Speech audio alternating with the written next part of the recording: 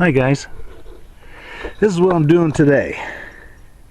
I took those empty dog food bags, those are 50 pounders, and I put a bunch of this grass clippings that I get from the neighbors. I mow their front lawns for free, well, outside of their easements, in their easements, outside of their fences, to make our whole neighborhood look better. And I dump it all right here, all the grass clippings.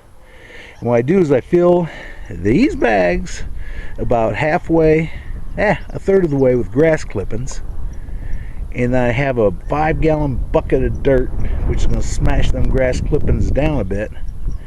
And then I have these old friggin' taters that are ready for planting.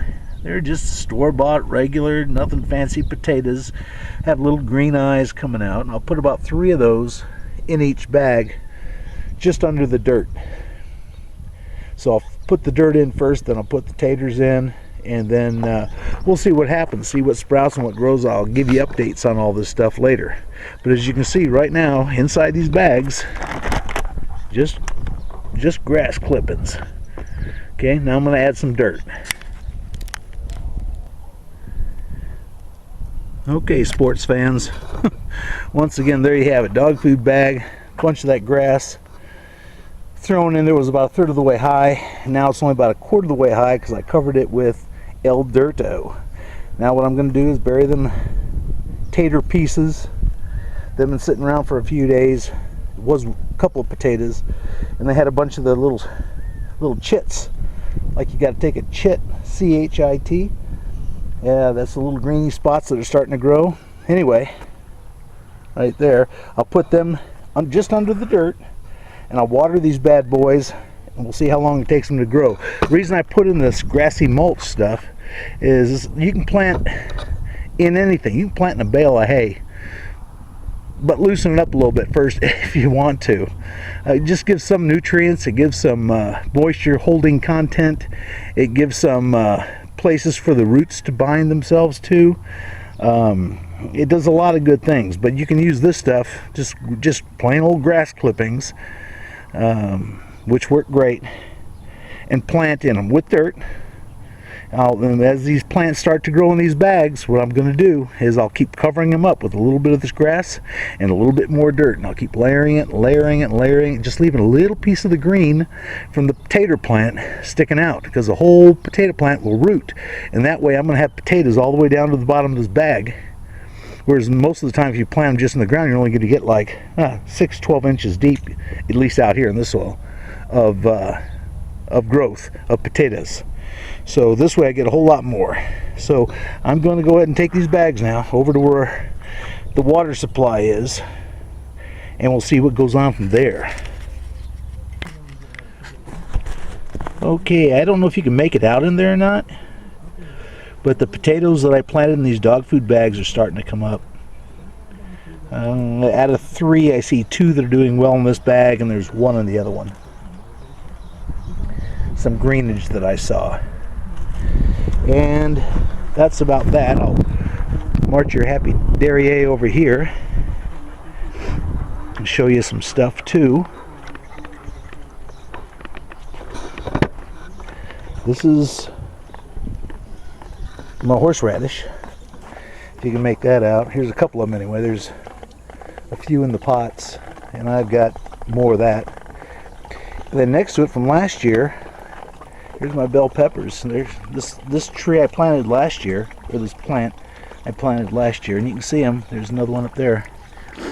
But I just snip them back when they start dying off, and come the next spring they come back. Want to see something huge? Here's my scallions.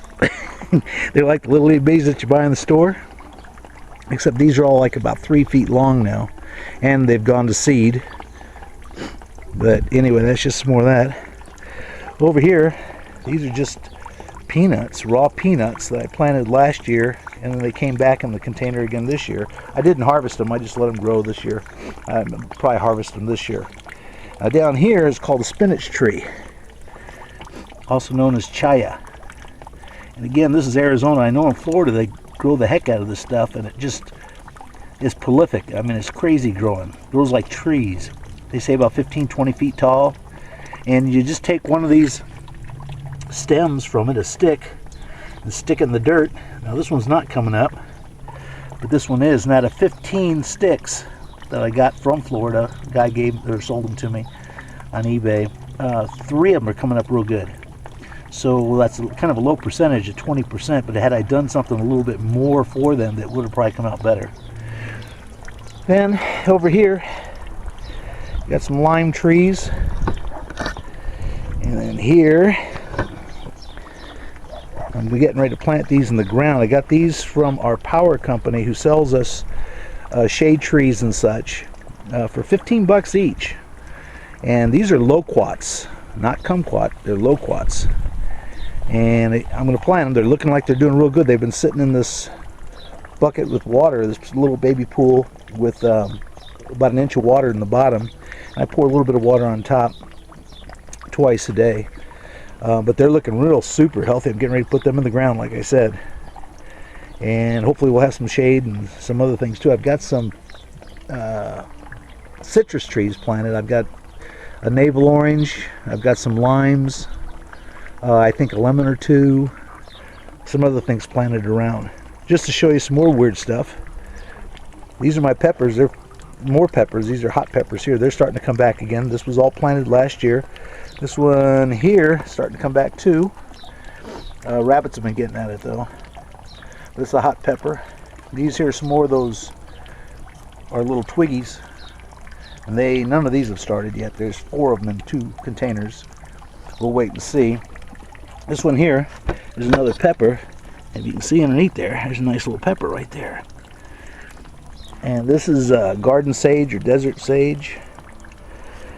And there's another scallion or green onion, whatever you call them. And it looks like this. Begins with a C. I'll think of it and I'll tell you. But anyway, it's growing, which is good. Then when we come out here, I got more cactuses coming up. That's all horseradish, 2 containers of horseradish. And that's another container of horseradish over there. Again, some spineless prickly pears. And then some kind of Spanish dagger, I think they call it. Another desert plant. Love the sound of that wind. And here I'm getting some cholla rooted for friends. Anyway, that's about what I got over on this side. Over here, I guess I can show you this. Here's my mint plants.